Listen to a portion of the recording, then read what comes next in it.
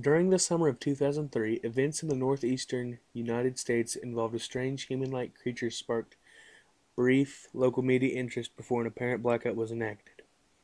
Little or no information was left intact, as most online and written accounts of the creature were mysteriously destroyed. Primarily focused in rural New York State and once found in Idaho, self-proclaimed witnesses told stories of their encounters with the creature of unknown origin. Emotions ranged from extremely traumatic levels of fright and discomfort to an almost childlike sense of playfulness and curiosity. While their published versions are no longer on record, the memories remain powerful. Several of the involved parties began looking for answers that year. In early 2006, the collaboration had accumulated nearly 2 dozen documents dating between the 12th century and present day, spanning 4 continents. In almost all cases, the stories were identical. I've been able to contact a me- I've been in contact with a member of this group and was able to get some excerpts from their upcoming book. Suicide Notes, 1964. As I prepare to take my life, I feel it necessary to assuage any guilt or pain I have introduced through this act. It is not the fault of anyone or other than him. For once I awoke and felt his presence, and once I awoke and saw his form. Once again I awoke and heard his voice and looked into his eyes. I cannot sleep without fear or what I might next awake to experience. I cannot ever awake. Goodbye.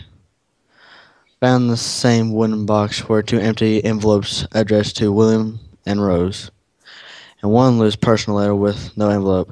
Dearest Lenny, I have prayed for you. He spoke your name. A journal entry, translated from Spanish, 1880. I have experienced the greatest terror. I have experienced the greatest terror. I have experienced the greatest terror. I see his eyes when I close mine. They are hollow, black. They saw me and pierced me. His wet hand. I will not sleep. His voice. Unintelligible text.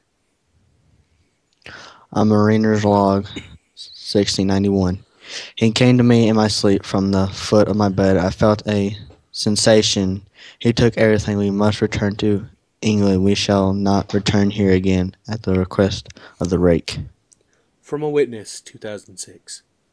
3 years ago, I had just returned from a trip from Niagara Falls with my family for the 4th of July. We were all very exhausted after a long day of driving, so my husband and I put the kids right to bed and called it a night. At about 4 a.m., I woke up thinking my husband had gotten up to use the restroom. I used a moment to steal back the sheets, only to wake him in the process. I apologized and told him I thought he got out of bed. When he turned to face me, he gasped and pulled his feet up from the end of the bed so quickly his knees almost knocked me out of the bed. He then grabbed me and said nothing. After adjusting to the dark for half a second, I was able to see what caused the strange reaction. At the foot of the bed, sitting and facing away from us, there was what appeared to be a naked man or a large, hairless dog of some sort. Its body position was disturbing and unnatural, as if it had been hit by a car or something. For some reason, I was not instantly frightened by it, but more concerned as to its condition. At this point, I was somewhat under the assumption that we were supposed to help him. My husband was peering over his arm and knee, tucked into the fetal position, occasionally glancing at me before returning to the creature. In a flurry of motion, the creature scrambled around the side of the bed and then crawled quickly in a flailing sort of motion right along the bed until it was less than a foot from my husband's face. The creature was completely silent for about 30 seconds, or probably closer to 5. It just seemed like a while. Just looking at my husband, the creature then placed its hand on his knee and ran into the hallway leading to the kid's room. I screamed and ran for the light switch, planning to stop him before he hurt my children. When I got to the hallway, the light from the bedroom was enough to see it. Crouching and hunched over about 20 feet away, he turned around and looked directly at me. Covered in blood, I flipped the switch on the wall and saw my daughter, Clara. The creature ran down the stairs while my husband and I rushed to help our daughter. She was very badly injured and spoke only once more in her short life. She said, "He is the Rake."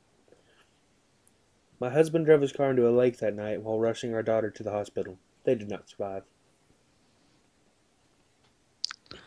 Being a small town News got around pretty quickly. The police were helpful at first, and the local newspaper took a lot of interest as well. However, the story was never published, and the local television news never followed up either.